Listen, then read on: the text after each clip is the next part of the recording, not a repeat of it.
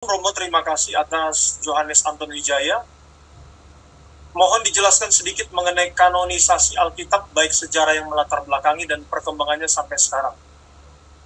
Jadi tadinya Alkitab itu kan Rasul tidak sengaja nulis Alkitab loh. Ajaran yang dilakukan adalah ajaran lisan tadinya. Dari yang lisan itu akhirnya ada yang dituliskan. Coba kita baca dari 2 Tesalonika 2:15. 2 Tesalonika 2:15, bacakan. Sebab itu berdirilah teguh dan berpeganglah pada ajaran-ajaran yang kamu terima dari kami, baik secara lisan maupun secara tertulis. Jadi ada lisan dulu baru tertulis, bagian dituliskan. Dan akhirnya pada waktu itu ada orang namanya Marcion. Dia anak seorang uskup, dulu uskup masih belum menikah. Sejak abad keempat, karena terjadinya permasalahan rebutan warisan, karena uskup itu bertanggung jawab untuk tanah itu, maka akhirnya gereja memutuskan sebaiknya uskup diambil dari Romo yang memang tidak menikah, supaya tidak terjadi masalah ini. Jadi sejak saat itu, uskup itu diambil dari memang yang Romo yang tidak menikah, bukan tidak boleh menikah, ya memang Romonya tidak menikah, gitu ya. Nah, uskup ini dia menjadi saudagar kapal si Marcion ini, dia percaya pada ajaran Gnostik, di mana dalam ajaran Gnostik itu dibagi antara Allah yang baik, yaitu Bapaknya Tuhan Yesus, dan Allah yang buruk, yaitu yang menciptakan dunia, Allahnya Perjanjian Lama. Oleh karena dia mengatakan orang Kristen tidak boleh menggunakan Perjanjian Lama, karena itu penciptaan dari Allah yang buruk yang menciptakan tubuh ini. Hanya Perjanjian Baru saja. Perjanjian Baru pun kalau berbau Yahudi dibuang. Injil Matius, inilah Injil silsilah Yesus Kristus, anak Abraham, anak Daud, anak Abraham. Nah, Daud, Abraham, orang Yahudi dibuang. Injil Markus, ditulis oleh Markus, sudah ponakannya Barnabas, orang Yahudi, dibuang. Injil Yohanes orang Yahudi, apalagi dia mengatakan firman jadi manusia, dibuang. Maka dia hanya menerima Injil Lukas saja, itu pun dipotong depannya. Injil Lukas dimulai dengan ketika Yesus dibaptiskan. Penyunatannya, lahirnya tidak ada, karena menurut dia firman tidak mungkin jadi daging. Sebab daging itu buruk, daging itu jahat. Nah, akhirnya gereja bereaksi. Bahaya dalam bidat ini kita biarkan mengarang-arang sendiri kitab suci. Akhirnya gereja mengambil keputusan bahwa pada waktu itu ada beberapa kitab yang termasuk yang dianggap sebagai bagian dari Perjanjian Baru. Umpamanya kitab Didache, umpamanya 72 surat Ignatius, umpamanya lagi Gembala Hermas. Itu surat-surat yang sekarang kita sebut sebagai bapak-bapak suprasulia, ya. Itu dulu dianggap bagian dari kitab suci karena waktu itu belum dikanonkan. Akhirnya gereja memutuskan bahwa surat-surat itu pertama harus ditulis oleh rasul sendiri atau orang-orang yang dekat dengan rasul. Kedua, dari bukti-bukti internal, surat-surat itu harus ditulis pada zamannya rasul. Nah, buku-buku yang diediakan orang Gnostik itu, Injil palsu itu ditulis kebanyakan dari abad ketiga. Para rasul sudah meninggal. Tidak mungkin mereka ditulis oleh para rasul. Apalagi Injil Barnabas yang ditulis abad 13. Lebih lagi itu, ya kan? Nah, yang ketiga, bahwa ajaran-ajaran itu jangan tertulis dalam buku-buku itu tidak boleh bertentangan dengan ajaran lisan yang dipraktekkan dalam gereja melalui liturgi-liturginya, melalui sakramen-sakramennya, melalui kidung-kidungnya, dan harus sesuai dengan isi dari ajaran-ajaran itu. Yang keempat, ajaran-ajaran itu harus tidak berisi dongeng-dongeng. Ya, kalau orang Gnostik itu sangat banyak dongeng-dongengnya di situ. Dan ajaran-ajaran itu harus menuntun kepada kesucian. Dan setelah dengan kriteria ini, maka tersaringlah ternyata buku-buku dan ajaran-ajaran buku-buku itu harus dibaca di ketiga pusat gereja. Waktu itu belum ada masih di surat-surat ini, karena tidak secara universal dibaca atau dia dikenal oleh 3 pusat gereja purba yang lain. Akhirnya surat-surat itu tidak diterima, sehingga yang terpilih adalah 27 kitab yang kita kenal sekarang. Itu pun tidak langsung diterima. Kenapa? Ada beberapa surat yang disebut sebagai prolegomena, surat-surat yang menjadi permasalahan. Bapaknya Kitab Wahyu. Kitab Wahyu itu Gereja Timur tidak langsung menerima itu. Surat Yudas dan 2 Petrus itu juga surat yang menjadi masalah waktu itu. Meskipun pada akhirnya diterima, tapi pada awalnya terjadi permasalahan.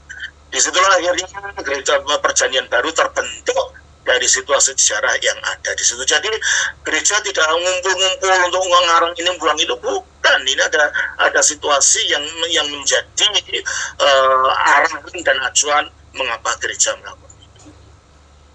Sudah ya? Terima kasih Romo. Saya Sama-sama. Beberapa pertanyaan berikut ini terkait dengan bagaimana pendapat Romo Daniel tentang gereja-gereja di luar gereja ortodoks. Lalu kemudian apakah mereka masih satu jalur sesuai dengan 7 konsili yang sudah melenceng jauh? Nah, oleh banyak yang melenceng jauh sayangnya. Terutama tentang Tritunggal itu banyak sekali mereka. Namanya orang-orang membaptiskan orang dengan kubaptiskan kau dalam nama Bapa, Anak, Roh Kudus, yaitu Tuhan Yesus Kristus. Kalau Bapa, Anak, Roh Kudus itu yaitu Tuhan Yesus Kristus, berarti Tritunggal itu ya Yesus itu dong. Nah, ini adalah ajaran Jesus onlyisme, itu bukan Tritunggal. Dan dari kacamata gereja ortodoks, karena kami sudah melawan itu dari zaman purba, ya itu kita tidak bisa terima. Itu ajaran sesat itu dari kacamata gereja ortodoks. Dan ada banyak yang lain, Kalau ingin tahu ajaran-ajaran itu, ajaran gereja ortodoks, saudara bisa mengunjungi YouTube saya yang videonya lebih dari 1000 video, yang namanya Romo Daniel Biantoro. Kunjungi sana, di sana cari saja mau mengenai ajaran ini, ajaran itu, saudara tinggal klik saja untuk ketemu itu semua. Sudah ya? Terima kasih. baik Romo, oke. Kemudian bagaimana dengan banyaknya kekristenan yang terhilang di Indonesia, maksudnya di dalam pemahaman bagaimana orang Indonesia itu sendiri memahami kekristenan itu dari barat, dari asal muasalnya kekristenan itu dari sebelah timur. Seperti itu, Romo. Ya, kita perlu banyak bicara. Makanya saya bikin YouTube segitu banyaknya, tujuannya untuk memberi penerangan pada orang. Mereka mengatakan ini agama barat, kamu keliru, kekristenan timur ada yang bukan dari barat.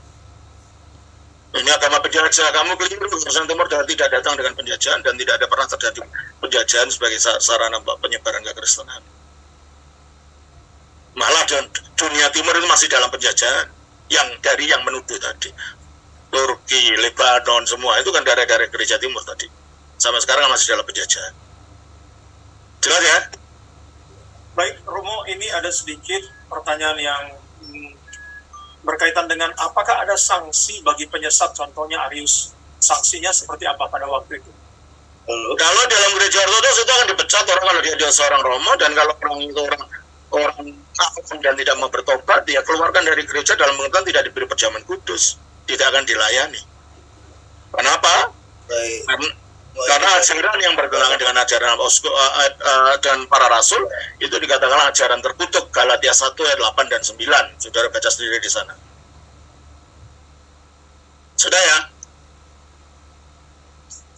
Lalu selanjutnya Romo ini dari Gideon. Dia bertanya bagaimana mengklasifikasikan ajaran yang sebenarnya dari hasil historis konsili terhadap banyaknya doktrin kristologi yang tersebar dalam. Ya, kita kembali apa yang dibutuhkan konsili, hasil akhir konsili itu kan cuma ada 7 konsili. Apalkan itu 7 konsili itu nanti, dan isinya itulah merupakan kristologi yang lurus gitulah. Ya, yang bertentangan dengan yang lurus itu ya kita buang aja, kenapa harus diikuti gitu. Kalau itu karena ajaran itu bukan sesuatu yang hanya untuk seperti kalau kita sekolah, kalau kita bisa menjawab ilmu ukur atau aljabar di SD itu atau SMP itu tidak apa-apa gitu. Tapi kalau ini enggak, karena ini dapat membinasakan loh, ajaran yang sesat itu dapat membinasakan. Coba kita baca dari 2 Petrus pasal 2 ayat 1 Petrus 2 Petrus 2 ayat 1 coba dan 2.